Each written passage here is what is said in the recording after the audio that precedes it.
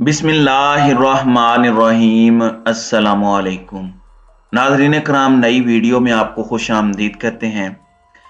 Summary पहुंच चुकी है और ड्रामा भी आप सब देख चुके हैं। ISPR ने फिर जब फाइनली ये कहा तो हुकूमत इसको तस्लीम किया कि समरी आ गई है, 6 नाम भेजे गए हैं। अमूमन 3 या 5 नाम जाते हैं, लेकिन इस दफ़ा 6 नाम है। इसका मतलब ये है कि जरदारी साहब भी कहीं ना कहीं कोई गेम प्रीवेल कर रहे हैं पूरी तरह। गुजरांवाला के जो कोर कमांडर हैं वो उनकी चॉइस हैं, पीपल्स पार्टी के लोग ये दावा करते हैं।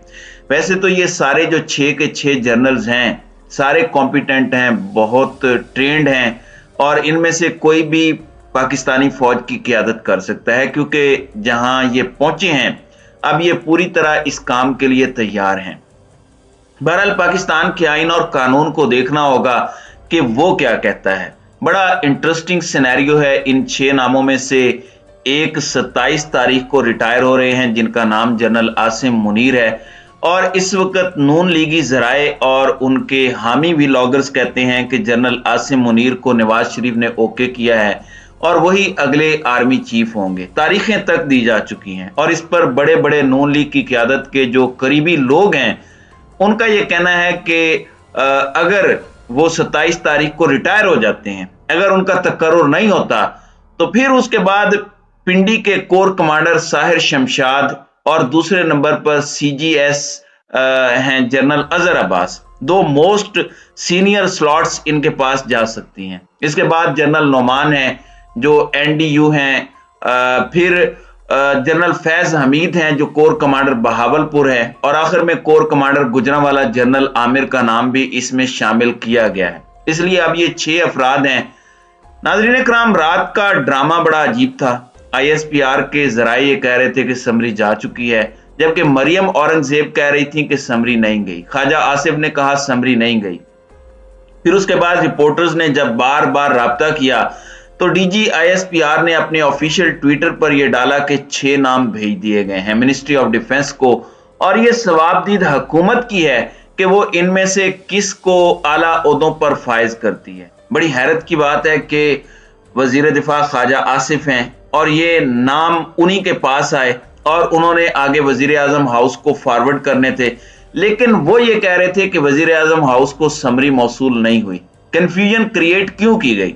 फिर ये बात भी चलाई गई कि वजीर आजम ने तुर्की का दौरा मनसूख कर दिया है, शायद उसको पोस्टपोन कर दिया है।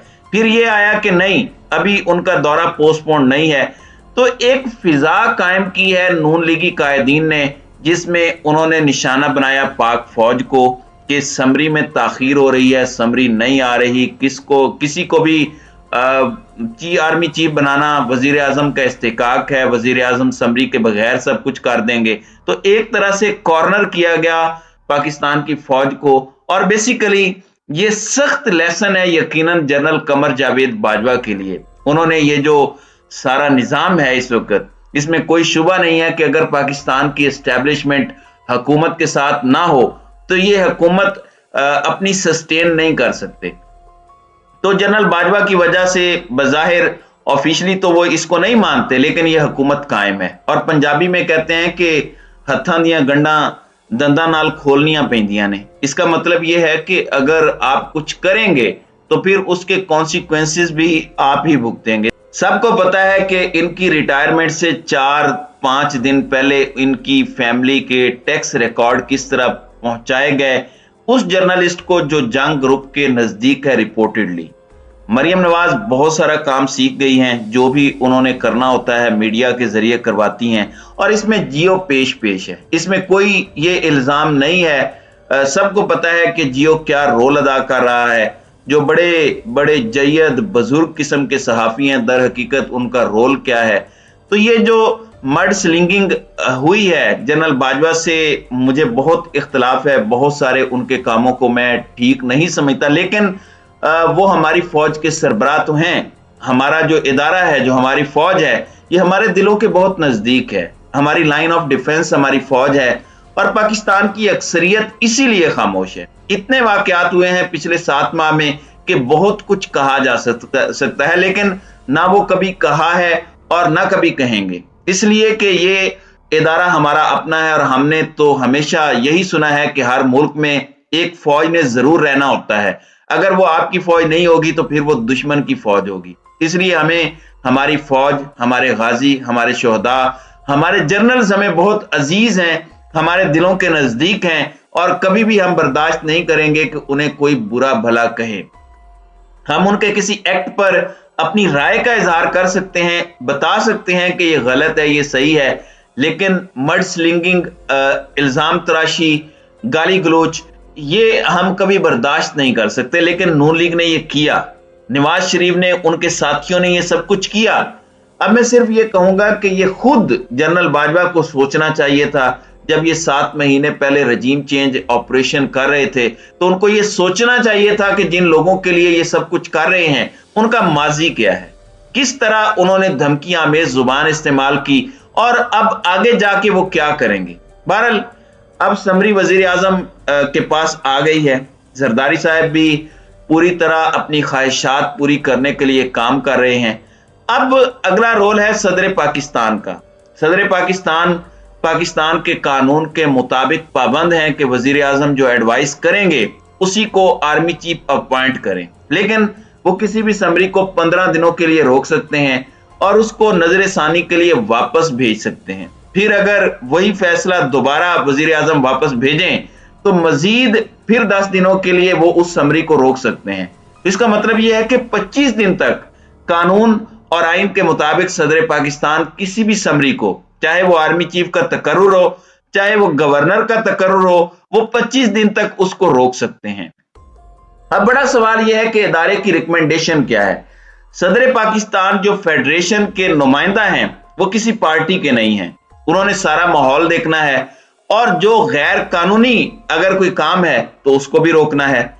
اب میں پہلے سوال کی طرف آتا ہوں کہ یہ کیوں ہمیں اتنا فرق نظر آیا ISPR میں اور وزیر اطلاعات اور وزیر دفاع میں۔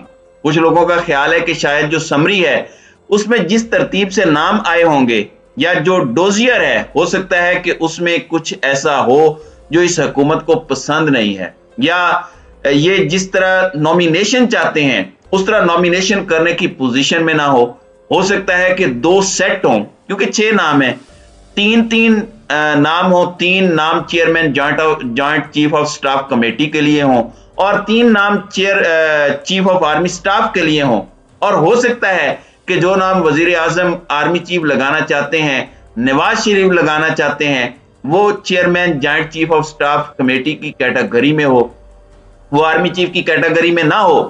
اس میں زرداری صاحب کی بھی اپنی رائے ہو سکتی ہے، خواہشات ہو سکتی ہیں۔